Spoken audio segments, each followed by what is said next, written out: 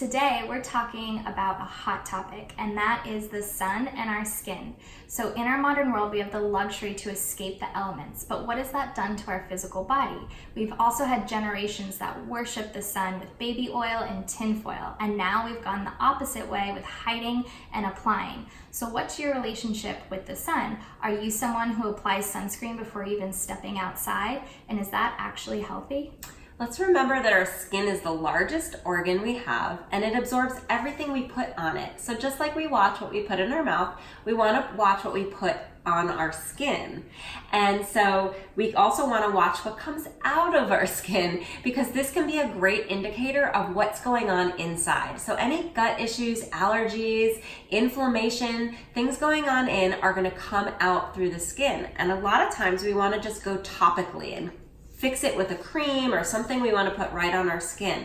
But the real work comes from the inside out, because this is just coming from an internal problem. So even when it comes to sunburn, preventing sunburn and preventing skin cancer, we want to work from the inside out.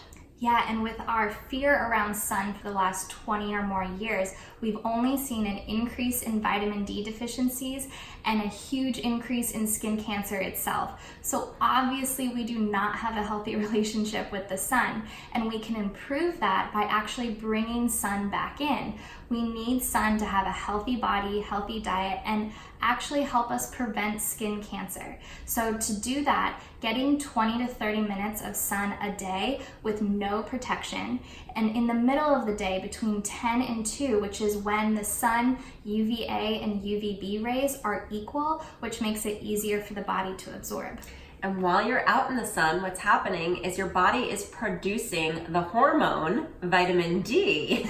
And so we actually need not just sunlight to do this, but we need fat and cholesterol to help absorb that vitamin D and produce the vitamin D, and also to produce melatonin, which is another way that our body is going to help digest sunlight and sunshine and deal with free radicals and all this. So we look at how we've gotten ourselves out of the sun, took away our fat, took away our cholesterol, and there's no wonder that we're having issues with an increase in skin cancer.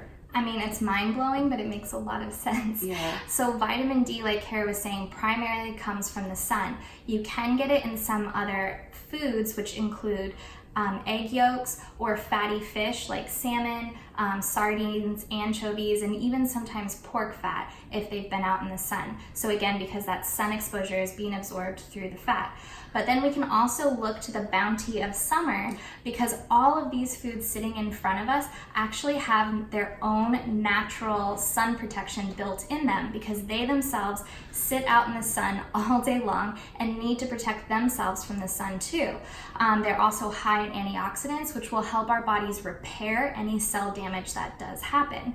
So that includes bell peppers, dark leafy greens, carrots, strawberries, watermelon. Coconut oil has a slight bit of SPF in it naturally, and then our favorite, which is tomatoes. And there's some studies that have been done on tomatoes.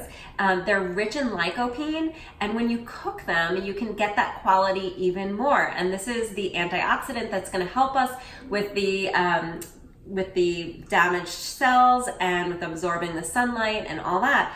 Another thing is if you add in healthy fats that are rich in omega-3s like olive oils and avocados and these fatty fishes like we talked about, this is all going to help with the whole vitamin D and absorbing all these nutrients all together. Yeah, and so basically what we're saying here is that the health of your skin and to prevent skin cancer and any types of cancers start from the inside out. So as we've seen an increase in skin cancer over the last 20 to 30 years, we've also seen a decrease in the quality of food that we're eating. Meanwhile, the sun's been sitting there the whole time. So if we can bring all of these things in, increase that quality, that is our number one step, is with food. You can even make this delicious dish that we made, which is a don't blister in the sun pasta with salmon. So we blistered the tomatoes, we've added in beautiful olive oil, and even this fatty salmon. Yes, and so your number 2 step to not getting sunburn outside is to get that 20 to 30 minutes of sun exposure that you need on a daily basis. This is going to help your skin build up its natural ability to help absorb the sun.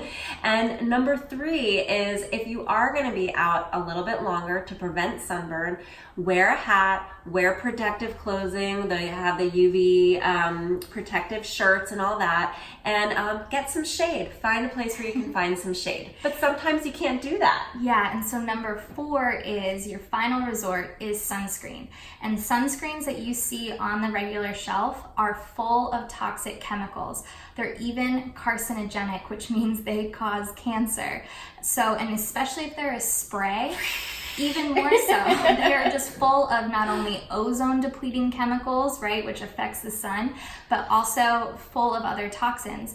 They also include endocrine disruptors, which disrupt your hormones. And like we talked about before, vitamin D is a hormone. So it's messing with that. And it'll even mess with the fish in the ocean when we swim with this toxic stuff on our skin. That's messing with the fish and their reproductive organs. So we need to go to quality sunscreen when we're going for that protection. So head to simply-seasonal.com, sign up for emails. We're going to include a list of these non-toxic sunscreens that are also reef friendly, and you get this amazing don't get blistered in the sun orzo pasta recipe.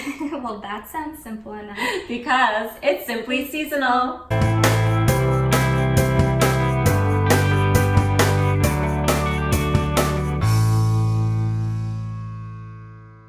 Do you use this sunscreen? People are obsessed, but let's look at how toxic it is. This one's got aloe. This one, benyl alcohol. This one has sunflower oil. DHT, butylogical salicylate. This one has elderberry fruit extract. Cafferyl methyliticone, diethyl number 2, 6-niacylate dimethaconin. There's even like EDTA, the preservatives in those ones. I don't see that in here. EDTA. Yes. Ethyl exyl, awful for hormones and endocrine disruptor. Yeah. I mean, and that's only the first like 6 ingredients out of 20. These are all sunscreens that approve on the list. There's Badger. There's the Alba Botanica.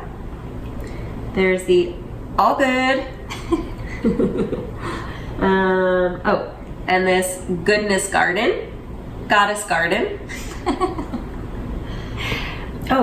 Sunbum kind of sits in the middle. It's not completely pure, but it's better than your typical ones. And now you can really find them at like CVS and Target, and they're kind of all over. So in a pinch, it's a good one to get.